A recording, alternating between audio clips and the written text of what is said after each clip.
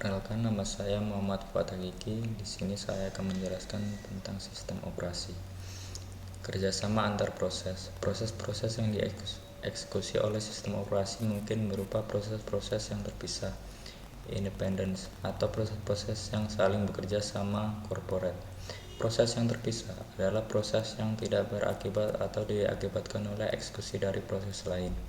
Sedangkan proses yang bekerja sama adalah proses yang dapat berakibat atau diakibatkan oleh eksekusi proses lain. Contoh, P0 menunggu printer, P1 menunggu disk drive. Apabila proses terpisah, meskipun P1 ada di belakang P0, namun jika proses disk drive menganggur, P1 dieksekusi terlebih dahulu. Sebaliknya, jika saling bekerja sama, maka eksekusi pada suatu proses akan sangat berpengaruh pada proses yang lain, karena saling berbagi data. Misalkan P1 adalah programmer dalam Microsoft Word, pada P2 adalah program Paintbrush. Microsoft Word memanggil Paintbrush. Hal ini membutuhkan waktu penyimpanan yang cukup besar, sehingga perlu swapping atau memindahkan data yang tidak segera dipakai dari memori ke memori sekunder. Keuntungan proses yang saling bekerja sama adalah pembagian informasi, meningkatkan kecepatan komputasi. Proses dapat dibagi dalam modul-modul dan lebih memberikan kenyamanan pada programmer. Untuk mengilustrasikan proses-proses saling bekerja sama, digunakan prosedur consumer problem. Prosedur adalah suatu yang menghasilkan informasi akan dikonsumsi oleh consumer. Contoh, program untuk mengecek menghasilkan karakter-karakter yang dikonsumsi oleh printer driver. Compiler menghasilkan kode assembly yang akan dikonsumsi oleh assembler yang menghasilkan objek modul yang akan dikonsumsi oleh leader. Komunikasi antar proses ada mekanisme untuk berkomunikasi dan melakukan sinkronisasi aksinya. Komunikasi dilakukan dengan sistem pesan. Proses berkomunikasi dengan proses lain tanpa menggunakan variabel yang di-share. Fasilitas Interprocess Communication atau IPC terdiri dari dua operasi.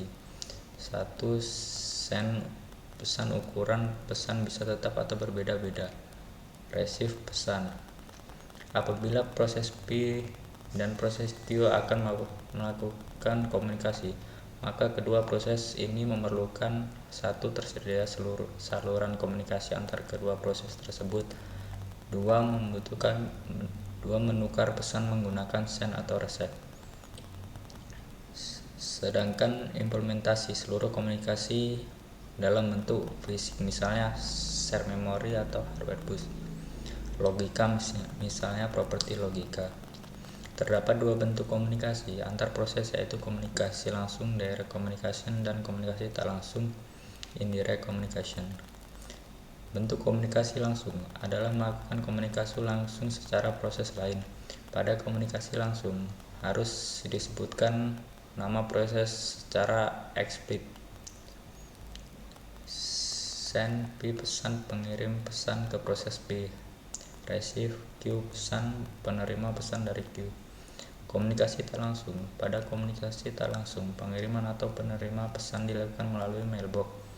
Mailbox adalah suatu objek di mana pesan-pesan ditempatkan oleh proses dapat dihapus.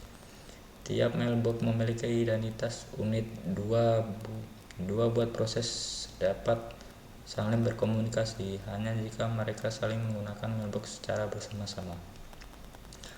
Operasi yang terdapat pada sistem mailbox adalah membuat mailbox baru, pengirim dan penerima pesan melalui mailbox, dan penghapus mailbox. Primitif yang terdapat pada komunikasi tak langsung adalah send A pesan pengirim pesan ke mailbox A, receive A pesan penerima pesan dari mailbox A.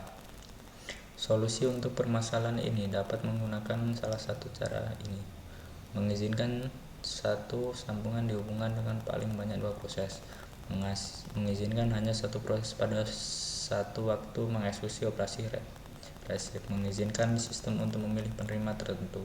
Proses pengirim diperhatikan proses mana yang penerima.